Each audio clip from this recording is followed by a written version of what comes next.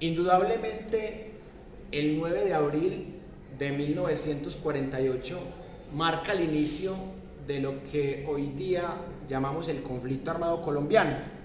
Y para seguir en ese proceso de comprensión de lo que pasa tras el 9 de abril, quiero leerles un apartado de Alberto Velázquez Martínez del libro Colombia entre el sismo y el cisma, que nos comparte una conceptualización diferente a la que estamos acostumbrados, que es una mirada desde las oligarquías, no tanto desde el pueblo y la violencia quintuplicada.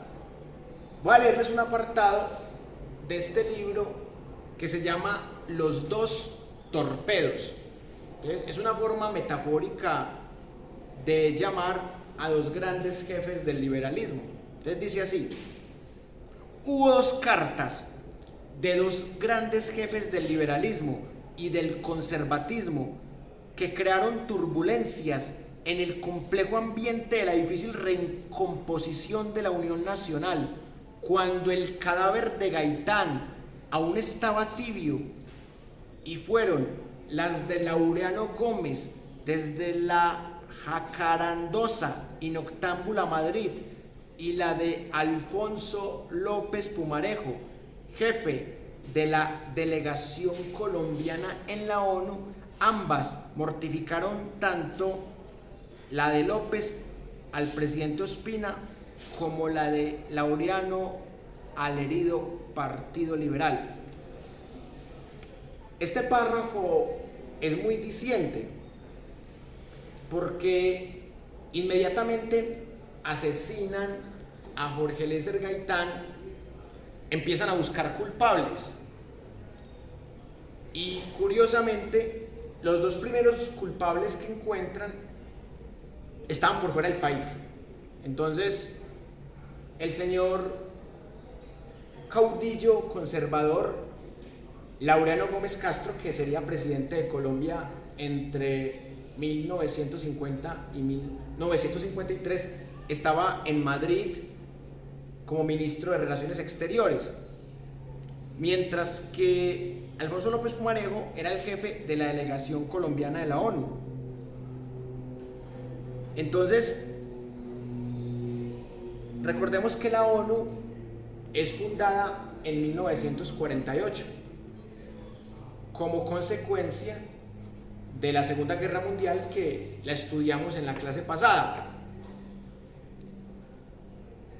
¿Por qué echarle la culpa a Pumarejo? Incluso Gloria Gaitán, la hija de Jorge Eliezer Gaitán, le echa la culpa a López Pumarejo de la muerte de su padre. Y ella dice que no votó por Petro por eso, porque Petro defiende las ideas liberales de Alfonso López Pumarejo. O sea, que ella no podía votar por un político que defiende las ideas y que habla bien del que hizo matar a su padre. Ella dice que fue la CIA, pero que también tuvo que ver López Pumarejo, y no solamente el conservatismo y Laureano Gómez. Entonces miren que hay muchas lecturas de la historia y todas tienen algo de validez, pero también pueden tener algo de falsedad.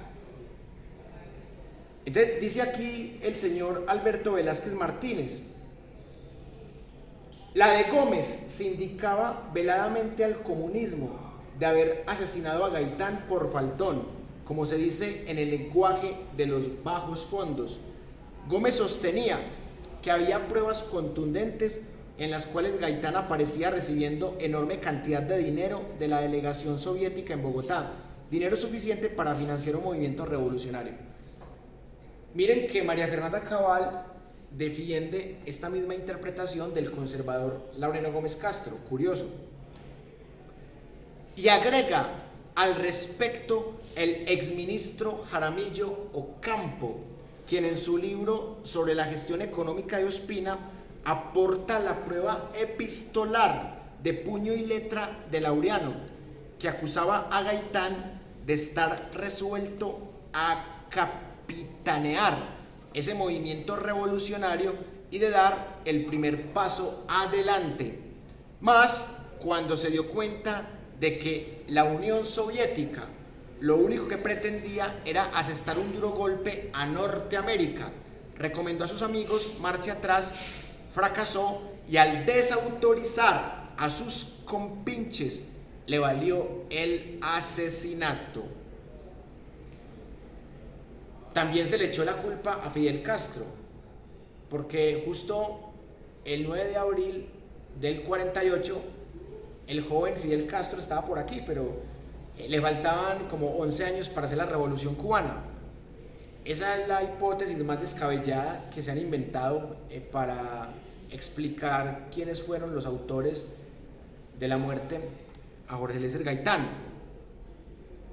Entonces dice acá, esa acusación de Gómez no era fácil de creer. El Partido Comunista, antes de las elecciones del 46, había adherido a Gabriel Turbay por considerar a Gaitán un aventurero político y un oportunista de discursos farragosos. Lo calificaba de fascistoide, lo que hacía improbable que el cargo de Laureano Gómez tuviera fundamento. Gentes cercanas a Gaitán desmintieron siempre la presunta vinculación de este al comunismo nacional o internacional. Miren que a Petro también lo han vinculado con el supuesto comunismo o con el socialismo del siglo XXI. Y si ustedes miran la historia de Petro, pues él perteneció a una guerrilla que no era socialista, que era el M-19. Era una guerrilla que no tenía que ver con el Partido Comunista Internacional, ni con el Partido Comunista Colombiano, ni tenía héroes en la Unión Soviética como las FARC, ni tenía héroes en la Revolución Cubana como el ELN, ni tampoco tenía héroes chinos como el EPL, sino que el M-19 tenía héroes entre comillas nacionalistas, como Simón Bolívar, que era venezolano pero que era querido como un colombiano más. Y otro ídolo del M-19 era el personaje Rafael Uribe Uribe. Entonces eran ídolos muy criollos los del M-19. Ustedes ven que todavía Petro tiene simpatía por Simón Bolívar, por Rafael Uribe Uribe, incluso Robin Hood. Robin Hood podría ser más ídolo del M-19 que el Partido Comunista Internacional, pero una forma de insultar en Colombia es decirle a alguien comunista y también decirle fascistoide, porque el comunismo soviético, el comunismo chino en apariencia y el cubano ha gozado de mala prensa, y el fascismo italiano, el nazismo alemán, el falangismo español también ha gozado de mala prensa. Entonces, una forma de insultar al rival político primigenia en esta época era esa. En un documento obtenido de fuentes serias por la periodista Silvia Galvis, se revela que Gaitán sentía fobia por el Partido Comunista, no por la ideología, sino por el hecho de que el Cominter controlaba a los comunistas. Por ejemplo, esto se contradice con lo que dice la hija de Gaitán, porque Gloria Gaitán dice que su padre era socialista. Y acá en este libro de 1999 están diciendo que Gaitán tenía fobia por el comunismo. Entonces miren ustedes qué cosa tan loca. Eso se llama pensar la historia.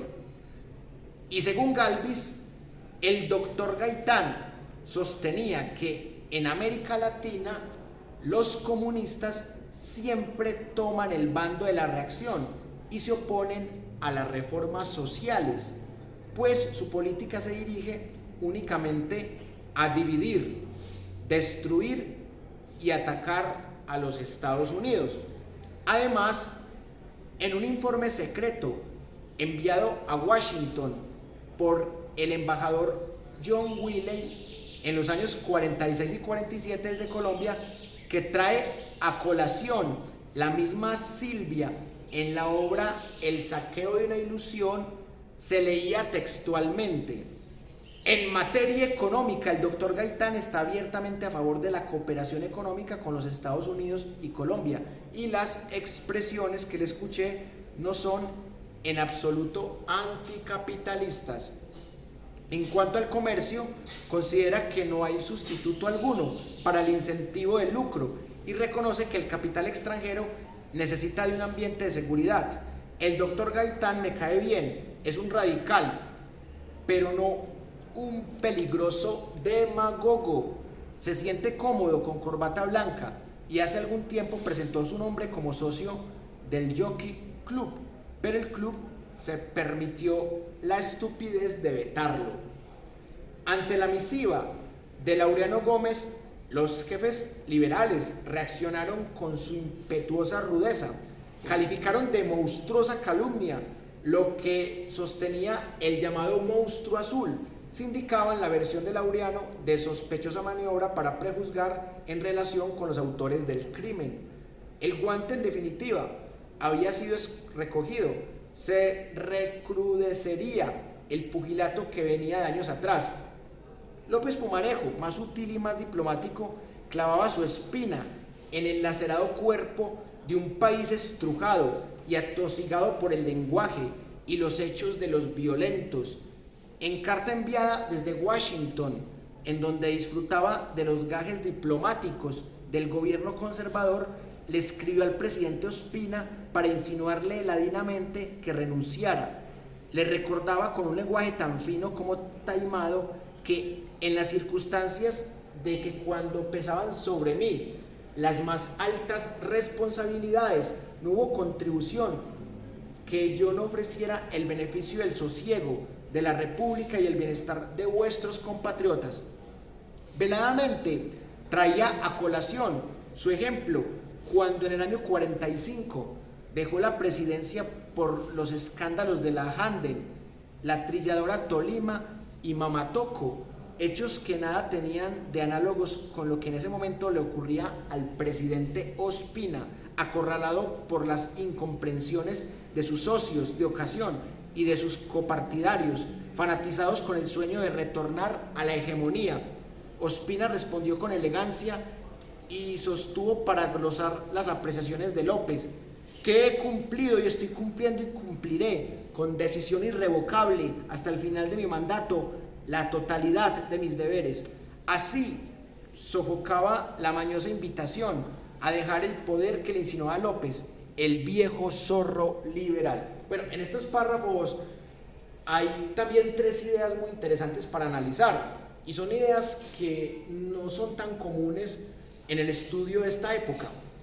La primera idea, que hay un gran debate todavía de si Gaitán tenía más simpatía por la Unión Soviética y por Estados Unidos, o si Gaitán no tenía simpatía por ninguno de los dos. O acá, en este libro que dice, Gaitán le tenía fobia al comunismo soviético y al Partido Comunista. Gaitán no odiaba el capitalismo. Gaitán no veía con malos ojos al imperio de los Estados Unidos de América. Y esto se contradice con lo que la misma hija de Gaitán dice. Y otros dirán, bueno, pero la hija lo conocía.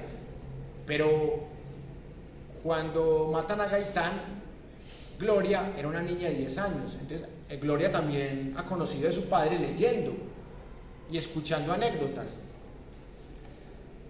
Y también Gaitán fundó la UNIR, que era un movimiento izquierdista.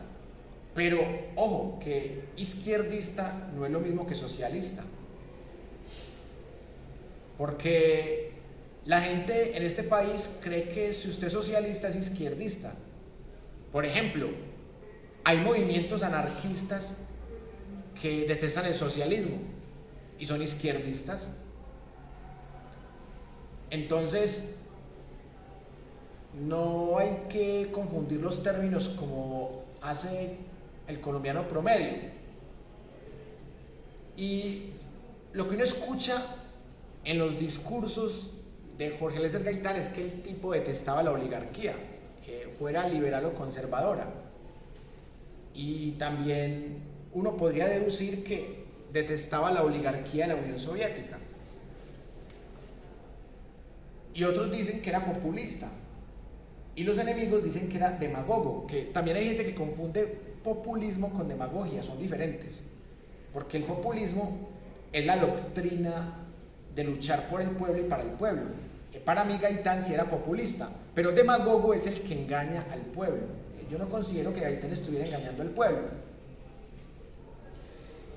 Y por eso, analizando el debate de ayer en el homenaje que la presidencia de Colombia le hizo a la memoria de Gaitán, y analizando el discurso de Petro, Petro resaltaba de Gaitán la lucha por la justicia social, y eso también lo han hecho los liberales y algunos izquierdistas que no son marxistas ni socialistas.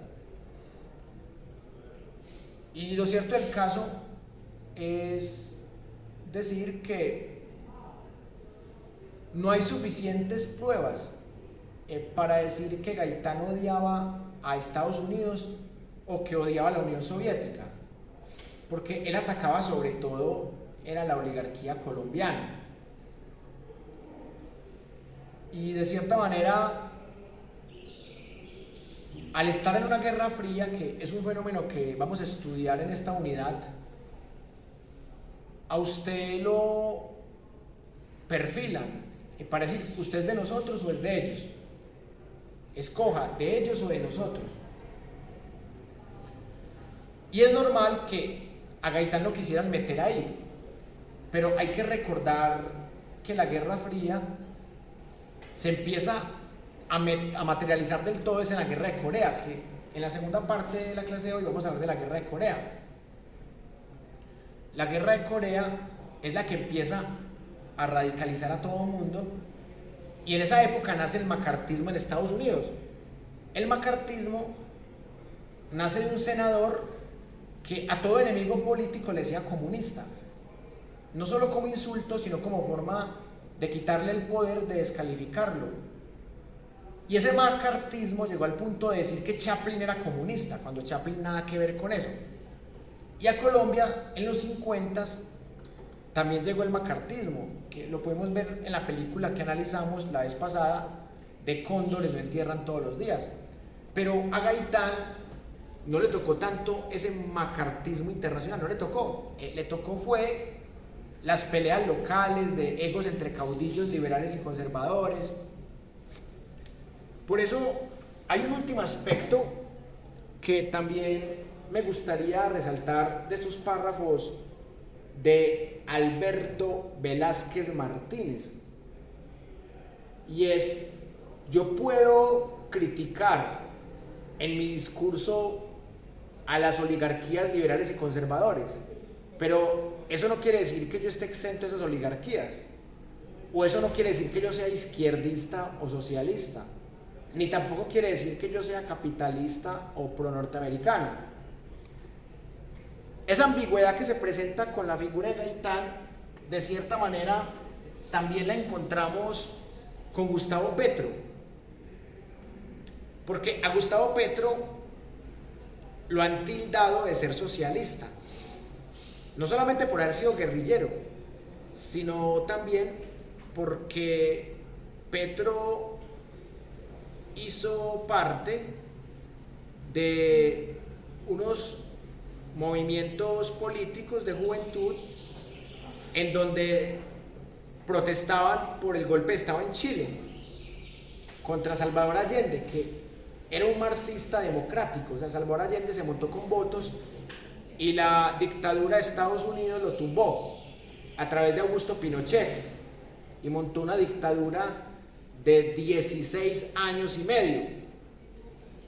Entonces, si uno lee la autobiografía de Petro, pues se da cuenta que él sí manifiesta una simpatía por Allende, pero en ninguna parte de su autobiografía se nota simpatía por el Partido Comunista Colombiano, ni por el Partido Comunista Internacional, ni por la Unión Soviética, ni por China, ni por Cuba. Entonces, uno empieza a ver que Petro admira personajes como Simón Bolívar, como Rafael Uribe Uribe, como Alfonso López Pumarejo, como Jorge Eliezer Gaitán. Son puros personajes que fueron críticos en su época, y en el caso de Bolívar y de Rafael Uribe fueron guerrilleros. Simón Bolívar fue guerrillero, pero era un guerrillero burgués. Rafael Uribe Uribe fue guerrillero en las guerras civiles. Bueno, en la primera guerra civil uno podría decir que fue paramilitar, porque él peleaba a favor del gobierno. Entonces, uno puede decir que Rafael Uribe Uribe era paramilitar en una guerra civil y en otra era guerrillero. Y Alfonso López Pumarejo y Jorge Eliezer Gaitán no fueron guerrilleros, pero se opusieron a sectores de la oligarquía. López Pumarejo se opuso a la oligarquía católica conservadora, y Gaitán se trató de oponer a las dos oligarquías, a la conservadora y a la misma liberal. Y por eso Gaitán tuvo épocas que se salió del Partido Liberal y luego regresó al Partido Liberal, pero seguía riñendo con esas oligarquías. Entonces, si uno analiza a Petro, es un personaje bastante híbrido, porque está de acuerdo con unas cosas que son aparentemente imperialistas. Por ejemplo, estuvo de acuerdo que Colombia ingresara a la OCDE. Está de acuerdo con que el Fondo Monetario Internacional avale las políticas en Colombia. No se ha opuesto a que Colombia sea socia mayor de la OTAN. Entonces, uno nota que Petro tiene cosas del capitalismo. Y cuando Petro ganó la presidencia dijo: conmigo va a empezar el capitalismo en Colombia, porque aquí lo que hemos tenido es un feudalismo narcoparamilitar. Eso es lo que hemos tenido en Colombia hasta la fecha. Entonces, así como en este libro de Alberto Velázquez Martínez dicen que Gaitán no era anticapitalista, también podríamos decir que Gustavo Petro tampoco es anticapitalista. Y que ataque la oligarquía no lo hace socialista ni izquierdista. Porque un izquierdista es el que ataca tres órdenes: clero, monarquía y aristocracia. Y si ustedes analizan la vida y el discurso de Petro, Petro no ataca ni clero, ni monarquía, ni aristocracia. Y si ustedes analizan los discursos de Gaitán, tampoco ataca el clero, ni la monarquía, ni la aristocracia. Habla de libertad de cultos. Petro también habla de libertad de cultos. Un socialista dice que hay que imponer el ateísmo y que hay que eliminar no solamente las iglesias, sino las creencias. Un socialista es ateo y pretende eliminar cualquier rasgo teísta. Miren ustedes lo que pasó en la Unión Soviética, que mataron a cristianos solo por su creencia religiosa. Entonces, por eso son personajes que se prestan para la ambigüedad. Y eso que Petro está vivo y nos ha tocado verlo. Imagínense interpretar a Gaitán, que lo asesinaron hace 75 años y que ni siquiera su hija lo puede recordar con total conciencia, porque es que una niña de 10, de 11 años difícilmente va a entender la realidad política de un país, así sea la hija del caudillo principal del liberalismo populista. Entonces, claro, está el ego de: es que yo soy la hija, y como yo soy la hija, pues yo tengo autoridad. Seguramente para temas familiares tiene una autoridad que nadie tiene. Ella sabe secretos y ella ha contado secretos que solamente la familia sabe. Pero cuando hablamos ya de la clasificación ideológica y política de un líder, ahí sí ya no importa que sea la hija, ya lo que importa es el rigor argumentativo del discurso. Ya no importa el argumento de autoridad que se puede convertir en falacia de autoridad. Entonces por eso hoy les traje esta visión bastante interesante, porque también hay que analizar el papel de la historia dominante. Y recordemos que la historia dominante en esta época era la conservadora. Entonces, la primera interpretación que se tiene del 9 de abril es una interpretación conservadora, una interpretación de los obispos. Y allí es en donde debemos poner la lupa para que podamos interpretar esta época con rigor, porque nuestro trabajo acá es tratar de encontrar lo más cercano a la verdad de los hechos, pero nunca vamos a poder decir con arrogancia, es que ya tenemos la verdad sobre Gaitán, o sea, ya sabemos todo lo de la marcha del silencio, ya sabemos todo lo del genocidio del 9 de abril del 48, ya sabemos todo lo que pensaba Laureano Gómez, lo que pensaba Mariano Ospina, lo que pensaba Rojas Pinilla, ya sabemos todo lo de los pájaros, lo de los chulavitas. No, lo único que tenemos es un sustrato, es un pequeño acercamiento que en este caso hemos hecho con el señor Alberto Velázquez Martínez, una obra de 1999.